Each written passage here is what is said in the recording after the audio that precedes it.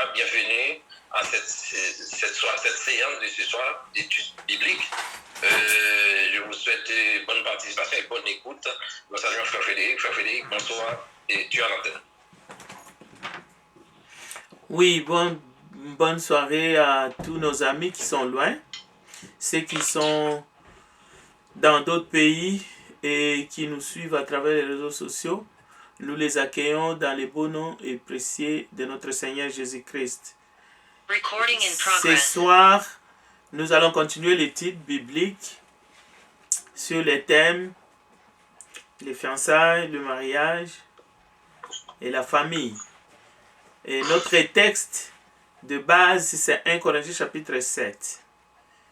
Je bénis le Seigneur et je prie que son esprit nous aide à examiner les Écritures librement et d'en tirer profit.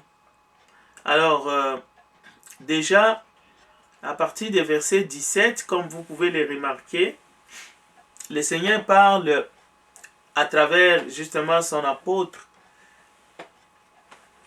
qui a été inspiré pour écrire ces lignes de la liberté.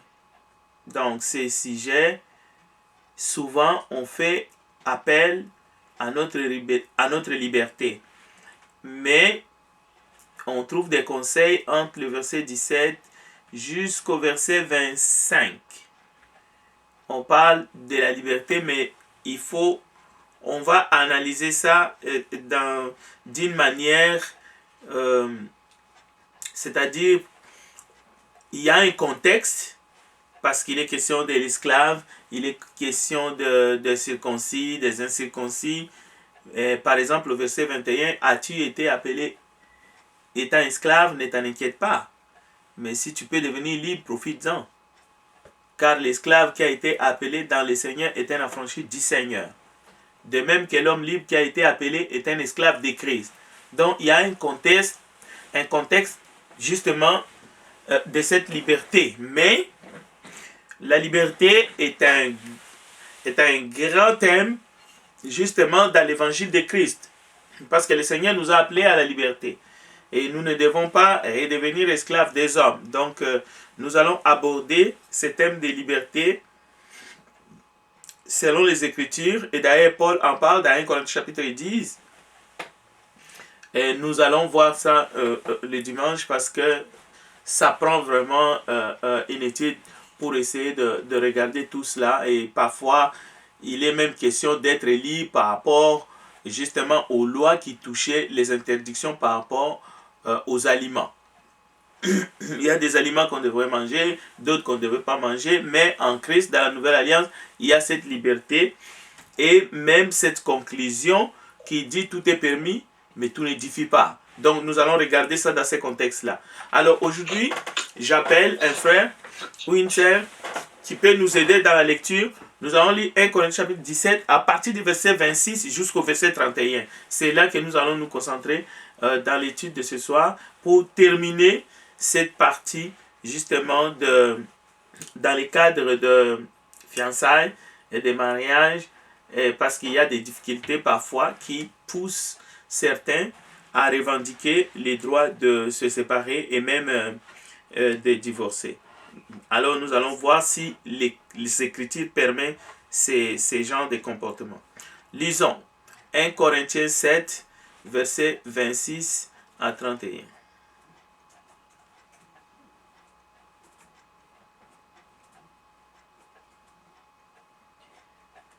Alors, 1 Corinthiens 7, versets 26 à 31. Voici ce que je pense. À cause des difficultés actuelles, c'est une bonne chose de ne pas être marié. Oui, il est bon pour chacun de rester comme il est. Est-ce que tu as une femme? Ne cherche pas à la quitter. Si tu n'as pas de femme, ne cherche pas à te marier. Pourtant, si tu te maries, tu ne commets pas de péché. Tu te maries, pas de péché. Mais les gens mariés auront beaucoup à souffrir dans leur vie de tous les jours. Et moi, je voudrais vous éviter cela. Frères et sœurs chrétiens, je vous le dis, il reste peu de temps. Dès maintenant, ceux qui ont une femme doivent vivre comme s'ils n'en avaient pas. Ceux qui pleurent doivent vivre comme s'ils ne pleuraient pas. Ceux qui sont dans la joie doivent vivre comme s'ils n'étaient pas dans la joie. Ceux qui achètent doivent vivre comme si les choses achetées n'étaient pas à eux. Ceux qui profitent de ce monde doivent vivre comme s'ils n'en profitaient pas. En effet, le monde d'aujourd'hui ne va pas durer toujours. Merci. J'aime bien cette version parce que c'est comme le français facile. C'est très bien. Alors ça nous aide aussi à comprendre. Peut-être que vous avez lu second, mais ça nous aide vraiment à comprendre. Parfois, il faut lire le français courant. Merci beaucoup pour la lecture. Bon, ok. Alors, il y a un langage qui va dans les extrêmes. Souvent, on lit un verset biblique. Ok. Il est bon à un homme d'être ainsi. Mais écoutez, Paul va revenir. Il dit non, je ne peux pas vous l'imposer. J'aimerais que tout le monde soit comme moi parce que lui, il était célibataire. Et lui-même, déjà au début, dans 1 Corinthiens chapitre 7, il dit que chacun ait sa part. Chaque homme ait sa femme et chaque femme ait son mari à cause de l'impudicité. Donc, il ne faut pas aller tout de suite dans les extrêmes. Parce qu'il dit aussi, n'est-il pas lié à une femme, ne cherche pas une femme. Alors, si quelqu'un va tout de suite dans l'extrême, donc l'industrie des mariages va tomber en faillite. Là. Donc, il n'y a personne qui va se marier demain ou après-demain. Parce que on prend donc, vous prenez ces bouts de versets, la fin du verset 27. Si vous allez à l'extrême de cette partie, n'est-il pas lié à une femme, ne cherche pas une femme, c'est-à-dire si tu n'es pas marié, ne te marie plus. Cela veut dire qu'à partir de maintenant, jusqu'au retour de Jésus, personne ne va prendre quelqu'un, un partenaire dans les lieux de mariage. Donc, ce n'est pas les extrêmes que Paul veut mettre en avant ici.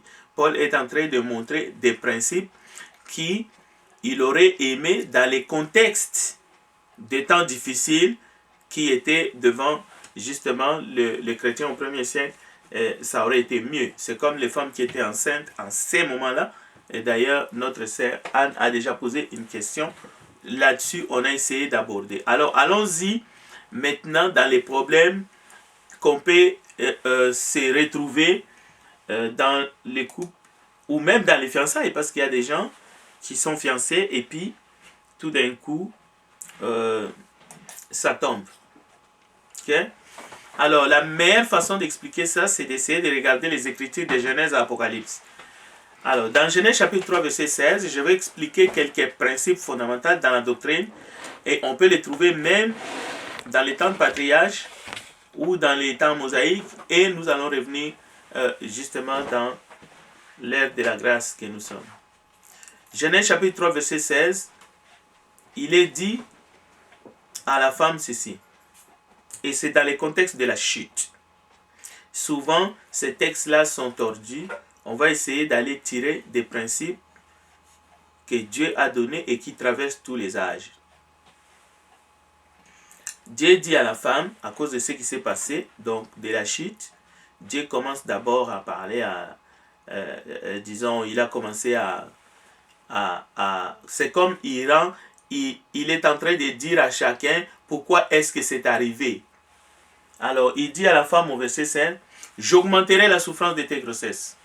Tu enfanteras avec douleur et les désirs et tes désirs se porteront vers ton mari, mais il dominera sur toi. » Ici aussi, c'est le même principe.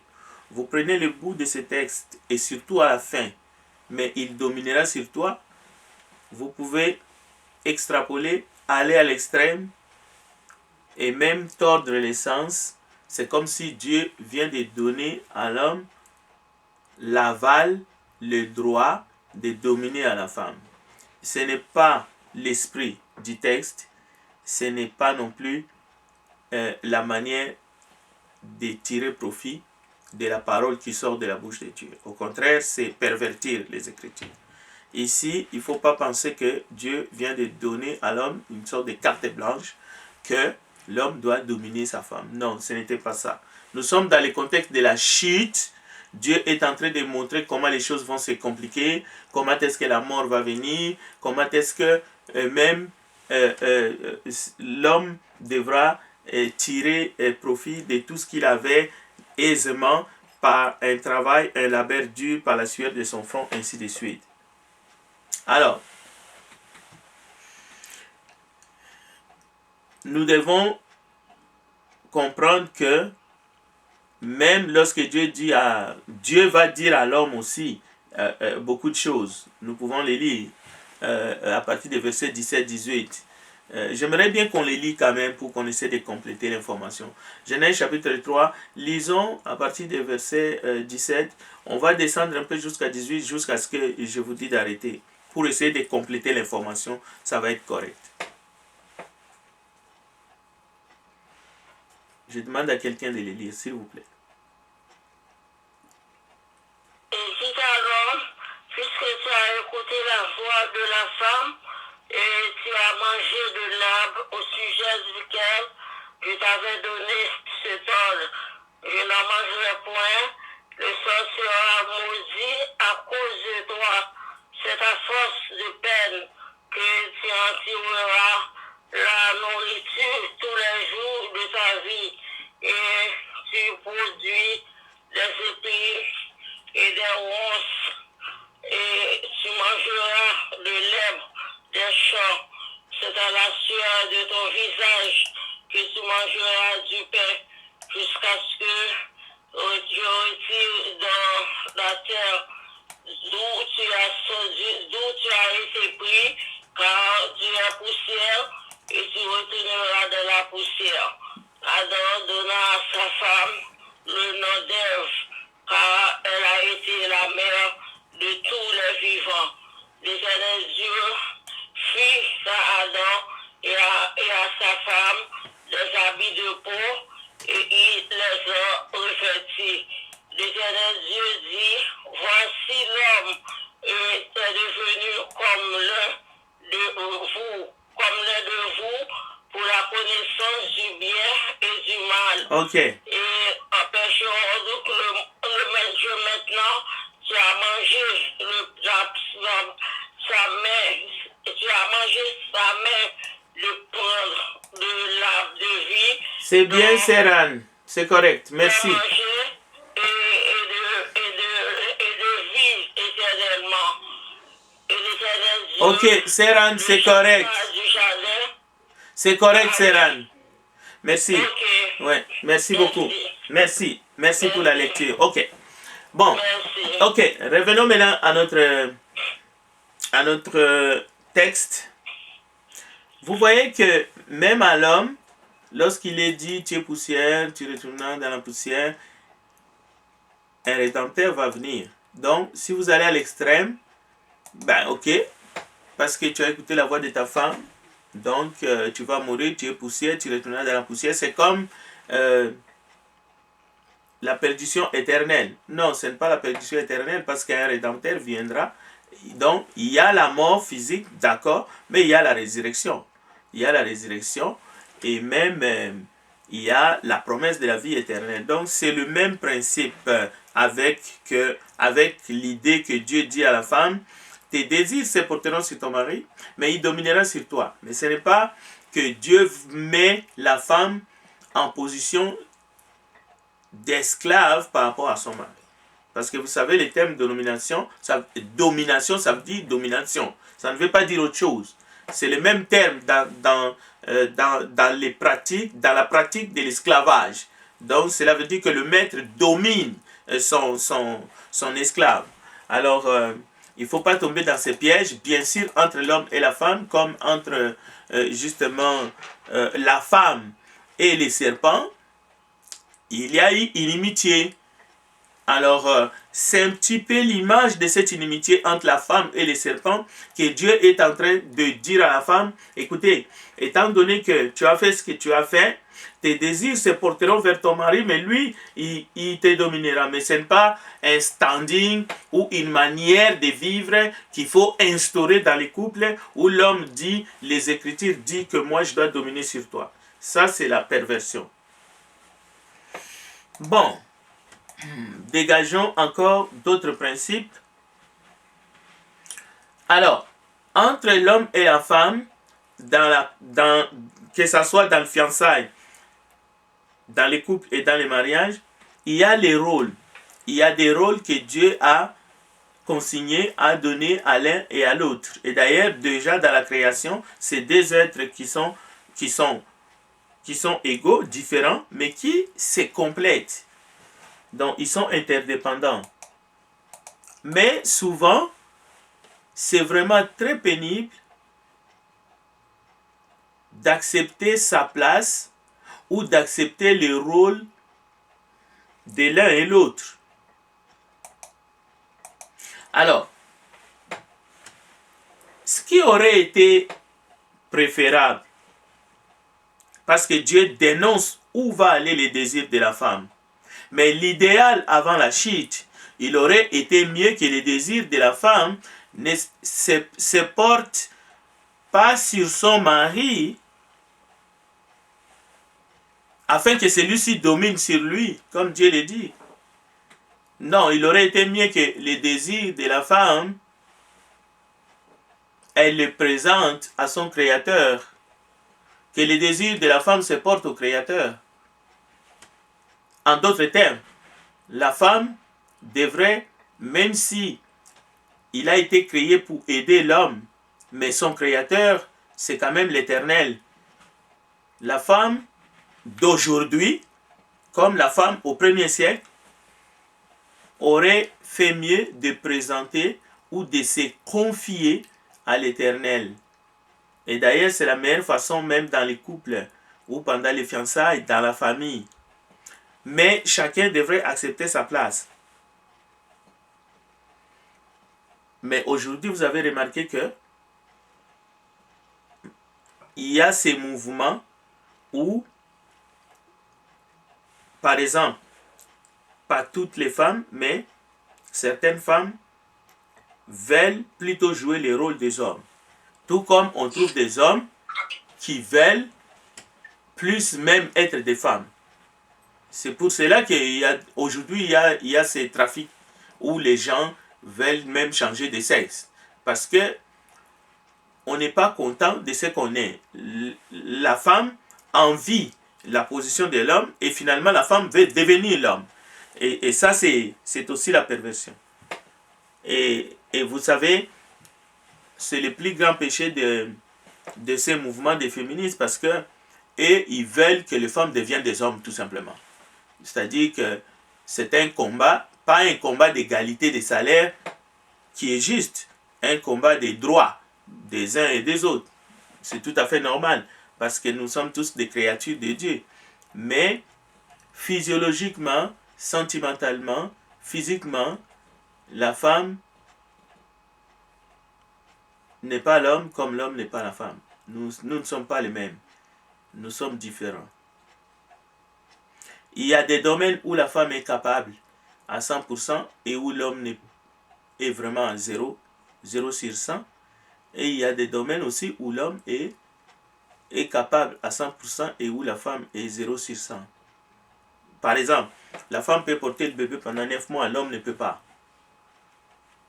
Et il y a aussi des domaines où l'homme est capable et la femme ne peut pas. Ça, il faut l'accepter. Donc,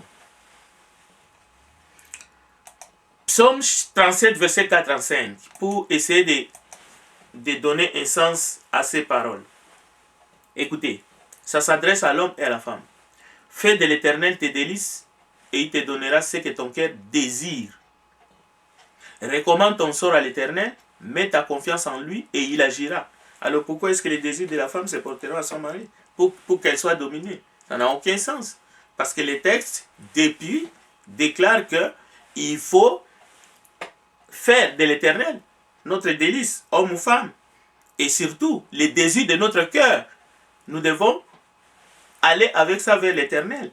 Nous devons recommander notre sort à l'Éternel. Il ne s'agit pas de porter ses désirs vers son mari, parce que c'est son mari. Finalement, Dieu étant un voyant, Dieu étant omnipotent, omniscient, savait déjà ce qui arrive ou ce qui arrivera et ce que nous vivons aujourd'hui.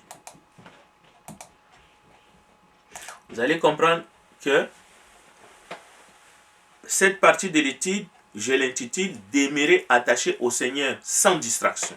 C'est-à-dire, si vous êtes fiancé, demeurez attaché au Seigneur.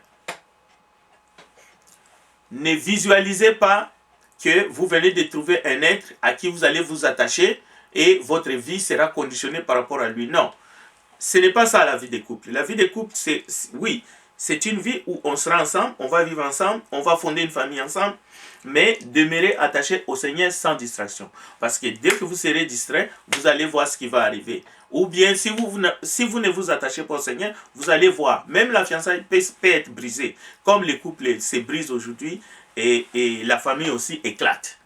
Alors, mais tout cela, ce n'est que des conséquences du péché. Parce que notre objectif doit être d'abord le ciel. C'est le ciel que nous devons pas gagner dans le sens que nous allons le mériter. Parce que c'est par la grâce. Mais quand même, l'objectif de chaque membre de famille ou de chaque citoyen, tout simplement, dans ce monde, c'est plutôt le royaume des cieux. 1 Timothée chapitre 5, verset 14 à 15. Je vais donc, écoutez bien ces textes, que les jeunes se marient, qu'elles aient des enfants, qu'elles dirigent leur maison, qu'elles ne donnent à l'adversaire aucune occasion de médire, car déjà quelques-unes se sont détournées pour suivre Satan.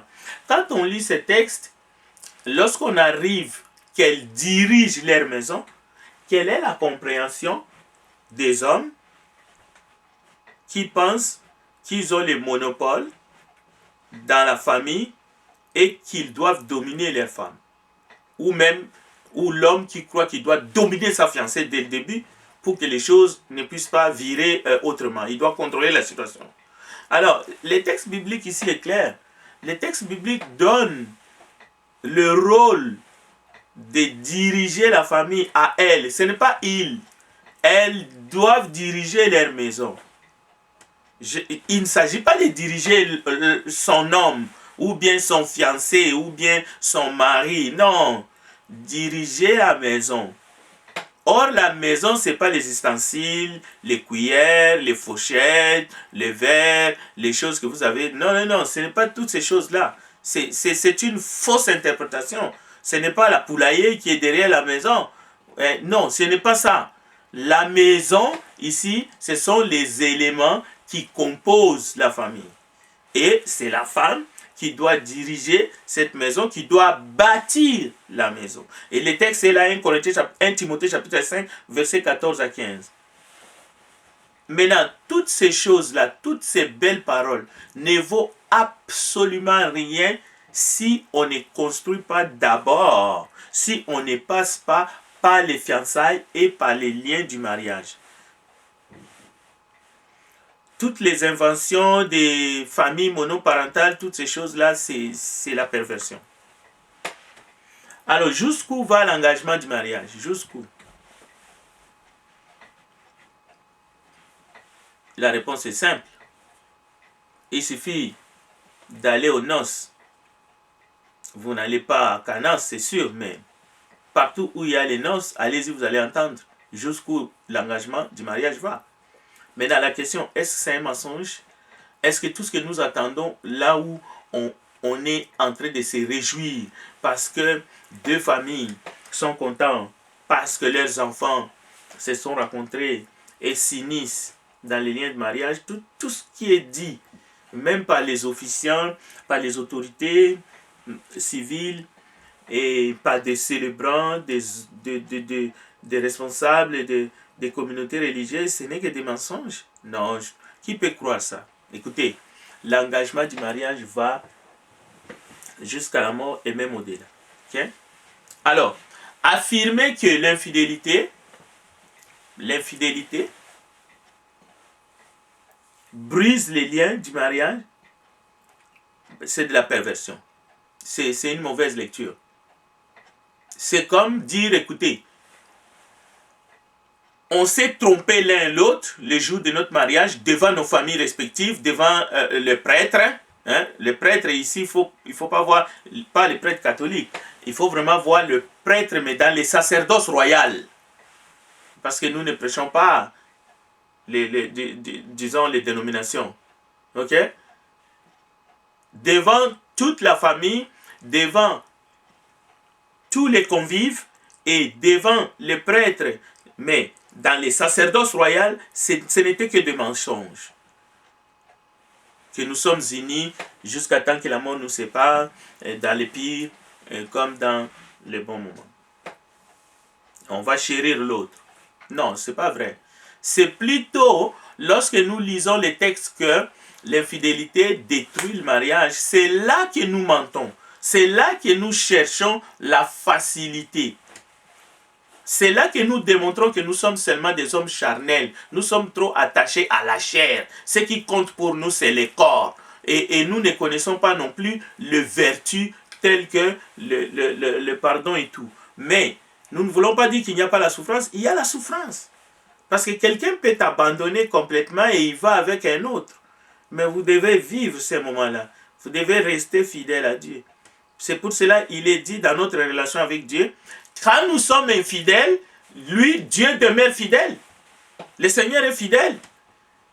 Le Seigneur n'est pas, oui, parce que nous l'abandonnons, lui aussi, dans le sens qu'il nous abandonne, bon, il va aller faire alliance avec le diable ou avec... Non, non, non. Lui, il demeure fidèle. Ok. Abraham en Égypte, on connaît que c'est un épisode, on peut dire, c'est... Abraham et Sarah ont connu des déboires terribles. Ils ont fait crochet en Égypte. Il y a des choses qui se sont passées. Je ne voudrais pas entrer vraiment dans le détail parce que ça va nous amener un peu loin dans la réflexion. Et ce n'est pas arrivé seulement à Abraham. C'est arrivé aussi à d'autres personnes. On peut évoquer aussi les cas de Agar. Parce que la promesse ne s'accomplissait pas. Sarah a demandé à Abraham quelque chose qu'Abraham a fait, mais on sait que ça a amené aussi des complications dans la famille. Cela veut dire que Sarah a été touchée en Égypte. Est-ce que cela a annulé le mariage de Sarah et Abraham? D'Abraham et Sarah? Non pas. Comment? Dieu a sauvé le couple. Dieu a intervenu, il a sauvé le couple. Donc, pensons d'abord que Dieu est capable de sauver le couple, quelle que soit la situation, même en cas d'infidélité. Moi, je pense que c'est ça le vrai message. Parce que ici, il y a eu des déboires en Égypte entre Abraham et Sarah, on le sait, et même le roi s'est vu trompé, mais malgré tout ça, Dieu a dit stop, sinon je te tue, tu dois laisser, c'est la femme de cet homme-là. Et puis on sait qu'Abraham et Sarah sont sortis de cette ville et ils ont continué. Et le couple a survécu. Mais le couple a survécu. Je ne dis pas que Sarah était infidèle. Loin de là, on sait comment ça s'est passé. C'est la même chose comme l'affaire d'Agar aussi. Un enfant est venu au monde. Et on a vu toutes les difficultés. Toutes les difficultés entre Agar et Sarah. Mais aussi entre Abraham et Sarah. Mais aussi entre Abraham et Agar. Parce qu'Abraham était obligé de laisser Agar partir. Mais on a vu l'intervention de Dieu. Pourquoi est-ce que nous voulons dire que nous avons un passeport pour que, en cas d'infidélité, c'est le divorce? Non, c'est un faux enseignement. C'est une fausse lecture de la Bible. C'est n'importe quoi.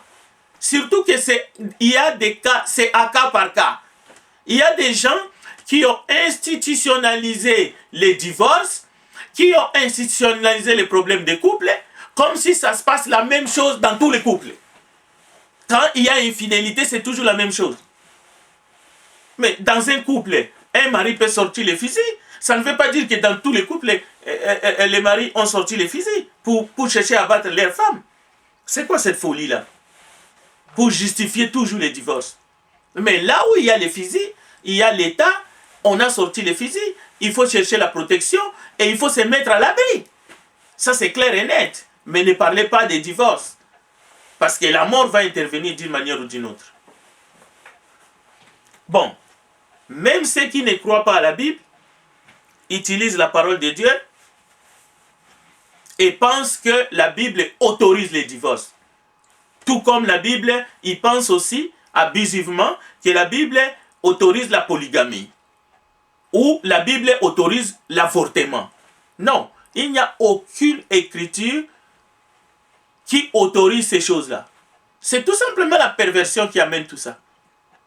Il n'y a aucune condition, déjà même dans les cas des divorces qui nous préoccupent, Moïse demandait qu'on donne des lettres, mais Jésus a dit clairement c'est à cause de la dureté de votre cœur. Est-ce que la dureté du cœur c'est une bonne chose? Non. C'est à cause de la dureté de votre cœur, la dureté contre la parole de Dieu, la dureté de refuser de regarder les choses comme Dieu le voit. Alors pour n'importe quelle raison, il renvoyait les femmes.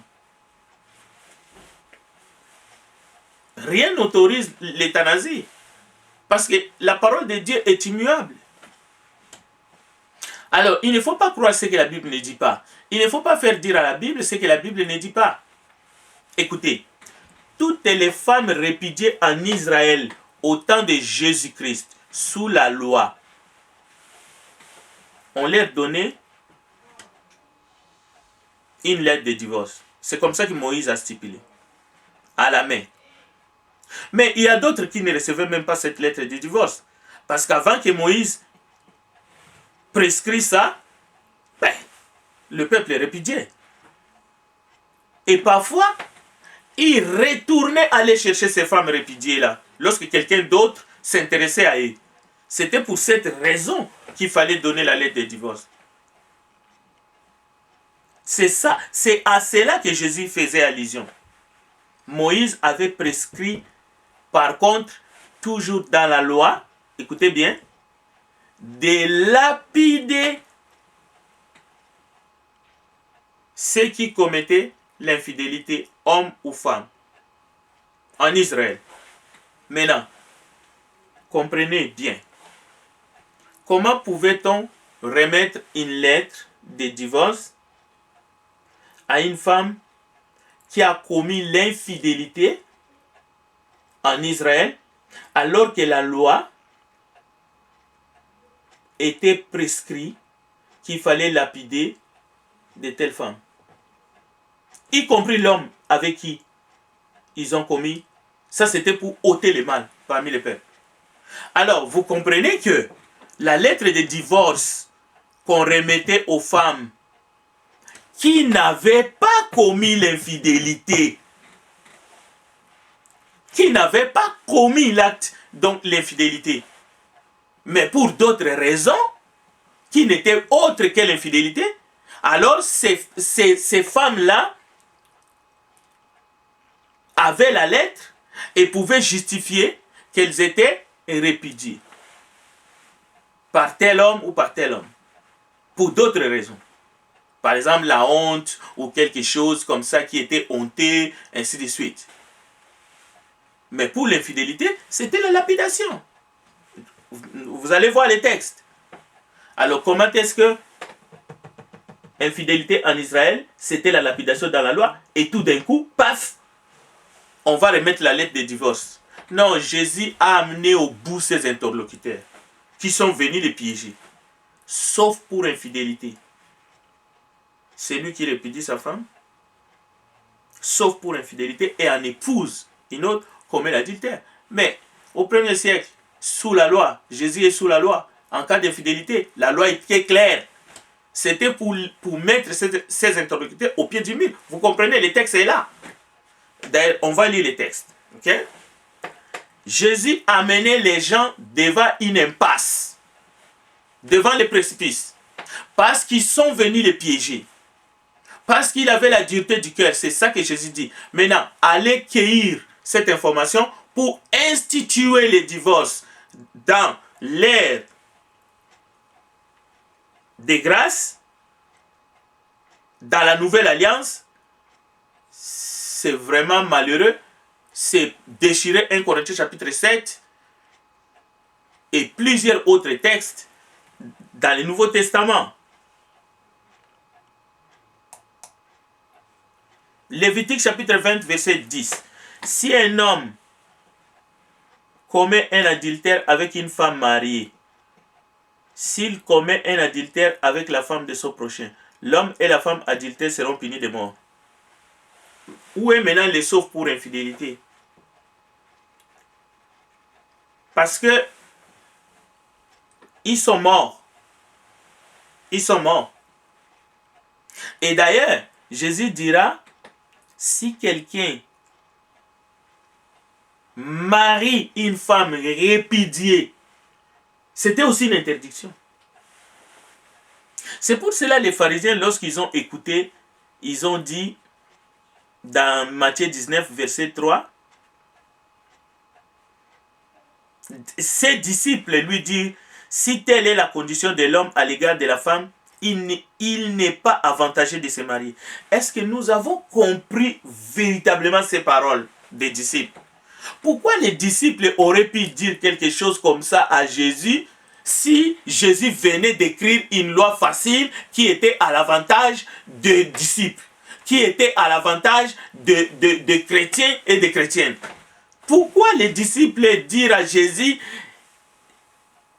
il n'est pas avantagé de se marier, si telle est la condition de l'homme à l'égard de la femme? Pourquoi? Mais aujourd'hui, les gens sont à l'aise avec les sauf pour infidélité. Mais les disciples n'étaient pas à l'aise. C'est la preuve que ceux qui sont à l'aise avec les sauf pour infidélité, ce sont des pervers. Il n'y a pas autre chose. Parce que les vrais disciples de Jésus-Christ, ils ont dit, Seigneur, tu viens de dire quelque chose, tu nous mets dans une impasse. Et il n'est pas du tout avantagé dans ce cas-là de se marier. Mais écoutez, Jésus leur répondit, tous ne comprennent pas cette parole, mais seulement ceux à qui cela est donné, car il y a des eunuques qui le sont dès le ventre de leur mère. Il y en a qui le sont devenus par les hommes. Il y en a qui se sont rendus tels eux-mêmes, à cause du royaume des cieux, que celui qui peut comprendre, comprenne. J'aimerais dire aussi ce soir la même chose. Ça ne sert à rien de débattre ou d'imposer une ligne à qui que ce soit. Non, ce n'est pas la démarche. Mais nous examinons les Écritures. Que celui qui peut comprendre, comprenne. Je reviens encore. Deutéronome chapitre 22, verset 20. J'ai encore 5 minutes. Écoutez. Deutéronome 22, 20. Nous sommes dans la loi. Écoutez la loi. Mais si l'effet est vrai, si la jeune femme ne s'est point trouvée vierge, on fera sortir le jeune homme à l'entrée de la maison de son père. Non, on fera sortir la jeune femme, d'accord, à l'entrée de la maison de son père. Parce qu'il arrivait des mariages, comme en Israël, la virginité devrait être vérifiée au jour des noces, il fallait la preuve que la jeune femme qui vient de se marier était vierge, c'est-à-dire qu'elle n'a jamais connu d'homme dans la maison de son père. C'est pour cela qu'il est dit, si la jeune femme ne s'est point trouvée vierge, c'est-à-dire après son mariage par son mari, on fera sortir la jeune femme à l'entrée de la maison de son père. Pas hier. Pas hier. Pas hier. On ne peut pas te faire sortir dans un trou. Mais dans la maison de ton père, écoutez, elle sera lapidée par les gens de la ville. Et elle mourra parce qu'elle a commis une infamie en Israël en se prostituant dans la maison de son père. Tu ôteras ainsi le mal du milieu de toi. Si l'on trouve un homme couché avec une femme mariée, ils mourront tous deux. L'homme qui a couché avec la femme et la femme aussi. Tu ôteras ainsi le mal du milieu d'Israël. Où est le problème? Où est la lettre du divorce? À cause d'infidélité. Où est la place du divorce en Israël, peuple élu de Dieu, parce que l'un a trompé son mari? Parce qu'aujourd'hui, c'est ça l'écrit. Au fait, la mauvaise compréhension de ce que Jésus disait aux enfants d'Israël. Il le disait aux Juifs qui sont venus le mettre en épreuve. Déjà, c'est une faute grave de mettre les Seigneurs en épreuve. Alors le Seigneur les a amenés dans une impasse. Il dit, ne répudiez plus jamais pour n'importe quelle raison, sauf pour infidélité. Or, cette infidélité conduisait tout droit à la lapidation. Donc, le discours est fermé. Le discours est fini. Maintenant, pour nous, aujourd'hui, les bien-aimés, nous voulons agiter. Nous ne voulons pas regarder ce qui s'est passé entre Abraham et Sarah et d'autres. Et même Moïse. David, je voulais dire David, qui a commis l'adultère. Qui a commis l'adultère et qui a failli mourir. Mais, sans justifier l'adultère. Mais il est dit, David était l'homme selon le cœur de Dieu. Plus que Salomon. Plus que Salomon. Alors que Salomon était le plus sage. Bon, parce que Salomon est allé construire des temples pour tous les faux dieux et ainsi de suite. Avec toutes ces litanies selon les 1000 femmes, et donc y compris les concubines bien sûr. Alors c'était les chaos. Alors nous terminerons par lire Matthieu chapitre 5 verset 27. Écoutez, vous avez appris qu'il a été dit, tu ne commettras point d'adultère. Ça c'est la loi royale. C'est la loi royale. Voilà là où Jésus nous amène. Jésus ne nous amène pas qu'on prenne son argumentation en face des Juifs et qu'on en fasse une doctrine pour nous. Non. Et regardez l'enseignement universel de Jésus par rapport à l'adultère. Dans la Nouvelle Alliance, vous avez appris qu'il a été dit, tu ne commettras point d'adultère. Mais moi, je vous dis que quiconque regarde une femme pour la convoiter a déjà commis un adultère avec elle dans son cœur.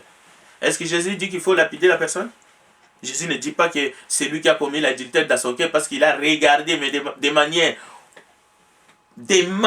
donc agressive, mais de manière donc vous avez déshabillé la personne par votre regard. Jésus dit, vous avez déjà commis, vous avez convoité, vous avez déjà commis un adultère avec elle dans votre cœur, mais Jésus ne dit pas qu'on va vous lapider. Et puis Jésus ne dit pas qu'il faut divorcer. Bon, écoutez, si ton œil droit est pour toi une occasion de chute, arrache-le et jette-le loin. Au verset 31, il a été dit que celui qui répudie sa femme lui donne une lettre de divorce. Donc, là, Jésus est en train de parler dans le même contexte. Au fait, c'est le même texte de Matthieu 19 que Jésus va répéter encore ici. Mais grâce à Matthieu, nous avons tous les contours. Nous avons tous les contextes. Nous savons même les gens qui sont venus avec la question. Mais ici, dans Matthieu 5, Matthieu ne donne pas ce qu'il a donné plus loin, qu'il va donner plus loin. Il a été dit que celui qui répudie sa femme lui donne une lettre de divorce. Mais Jésus répète et dit, mais moi je vous dis que celui qui répudie sa femme, sauf pour cause d'infidélité, l'expose à devenir adultère, et que celui qui épouse une femme répudiée commet un adultère. Mais comment est-ce qu'on peut lire un texte et on se contente seulement d'un bout? L'expose à devenir adultère, on occulte ça. On n'a aucune intention. À quoi ça vous sert d'exposer votre femme à devenir adultère? C'est ça l'amour? Vous vous êtes dit que vous vous aimez. Vous vous êtes dit que vous n'allez pas vous séparer. Vous vous êtes dit que vous allez vous aimer jusqu'à la mort. Et puis un jour, allez, vous exposez l'autre à devenir adultère. Vous exposez votre mari à devenir adultère. Vous exposez celui que vous avez dit aimer à devenir adultère. Et puis vous sautez que j'ai le droit, il faut que je me remarie. Non. Non. Ça n'a aucun sens. Ça n'a aucun sens. Alors, lorsqu'on va parler de la liberté, vous verrez que c'est une liberté qui est d'abord spirituelle. Il y aura toujours certains faux frères, c'est Paul qui le dit, qui cherchera à venir vous asservir, c'est-à-dire vous voler votre liberté. Galates chapitre 2 verset 4. À cause des faux frères qui s'étaient furtivement introduits et glissés parmi nous pour épier la liberté que nous avons en Jésus-Christ, avec l'intention de nous asservir. Donc, il faut faire attention. Il faut faire attention. Il ne faut pas se laisser justement voler. Mais il y a aussi l'esquisse de la liberté. Il faut faire attention. Tout est permis, mais tout n'édifie pas. Il faut faire attention. Tout m'est permis, mais tout n'est pas utile. Donc, je vais m'arrêter ici pour voir s'il y a quelques questions. Que Dieu vous bénisse et que Dieu illumine les yeux de votre cœur. Et je ne dis pas que ceux qui ont fait des erreurs dans le passé, ils sont condamnés. Non, personne ne condamne. Mais il faut qu'on enseigne la vérité. Parce que Dieu écoute les prières. Dieu restaure le cœur. Moi, je n'ai aucun pouvoir de dire que si quelqu'un a connu quelque chose dans sa vie, il est condamné ou bien il n'a plus droit à la vie éternelle. Non, loin de là. Ici, nous avons parlé du mariage et des contours, des fiançailles et de la famille, mais tels que les Écritures nous les présentent. Que Dieu bénisse sa parole. Merci. Je donne la parole à Jérémie. Amen. Merci, frère Frédéric. Révolis. De l'étude. Oui. Voilà, j'ai une question. Oui, un moment, c'est Anne. Donc,